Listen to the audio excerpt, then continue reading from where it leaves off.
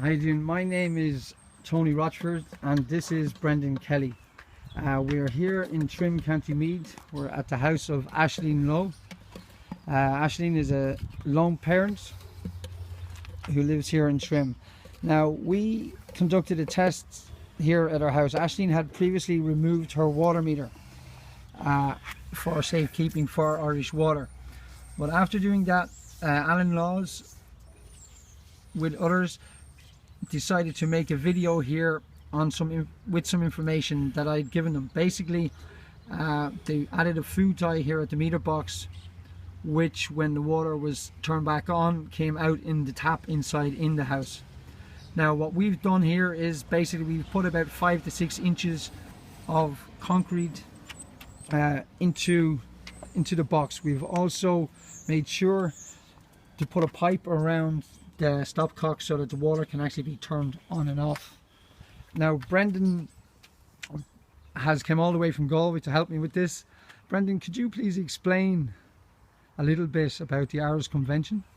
Well, the Irish Convention is a European directive that transposed into Irish law on June the 20th, 2012 by the then Minister for the Environment, Phil Hogan.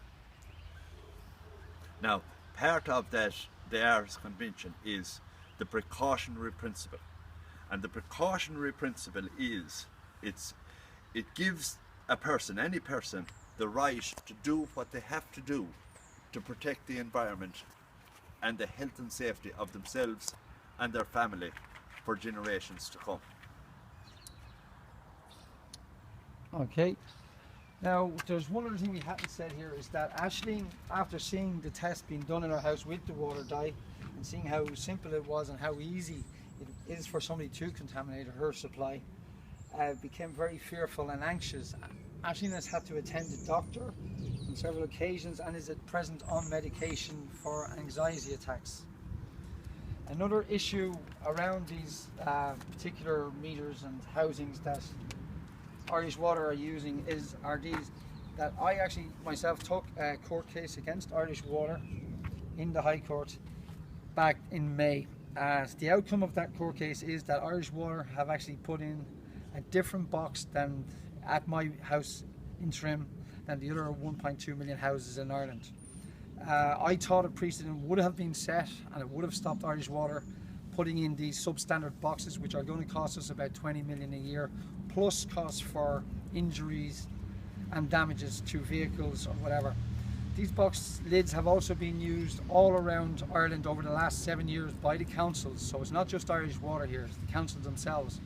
Now one of the other things about them is that with our mounted guard using the streets of Dublin, they are now in danger of their horses being injured. If they stand on these, like these only hold about 400 to 500 kilos of weight, and that's at room temperature. But when the temperatures drop near the winter, these, we're not sure yet, but I'd say you're talking probably 200-300 kilos and they'll break. Now that's the correct lid, so there's quite a difference. That's the correct standard of lid, which is actually Irish made, but Irishwater themselves have taken to use a cheap and not fit for purpose lid basically. Also, in relation to the dye, every single restaurant, pub and premises in Ireland at the moment have been fitted with these boxes going back 7 years. So they are all now in breach of health and safety. To sell food or beverages, every business must comply with certain standards, and one of those standards is that everything must be tamper proof. So if the water supply that you're washing your materials, you're washing your foods, washing your plot or cutlery, plates and whatever, if that's contaminated, that can also get contaminated. Also, cooking with water for different foods is going to cause a lot of problems and leave people very exposed. We hope that Irishwater or the government, Department of Environment, will come to their senses and get rid of this madness. Now, Brendan, you were talking earlier on about the Irish Convention. Yes. Can you explain to me? Well, technically at the moment the Irish Convention should be law and the precautionary principle should be law, And this would give the right to the protesters to bring it to the attention of the police force or the authorities. And once a person makes a complaint with the precautionary principle that they believe this could be a threat to their health and safety, or to their family's health and safety, the onus is then on the people that are installing these meters or these boxes to prove that they're not. And technically, or we believe that the police force should actually stop all work once it's brought to the attention of them, to their attention.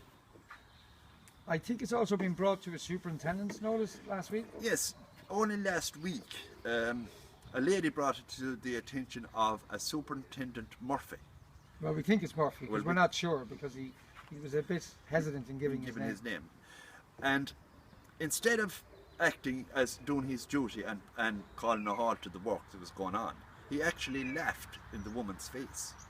He just physically laughed in the woman's face and directed Irishwater to continue on with their work. He also denied any knowledge of And he denied knowledge of both the Aarhus Convention, Local Agenda 21, and the precautionary principle, which to me is scandalous, because we are supposed to be abiding by these EU directives.